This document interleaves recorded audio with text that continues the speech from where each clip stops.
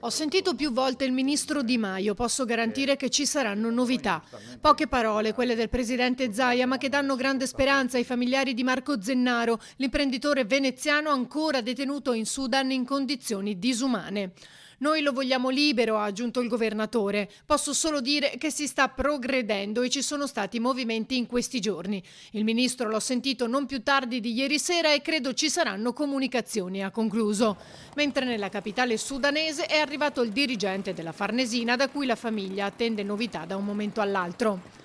Da giorni si sono mossi anche gli esponenti politici locali per tenere alta l'attenzione sul caso di Zennaro, detenuto senza alcuna giustificazione nella capitale sudanese da ormai 2 mesi.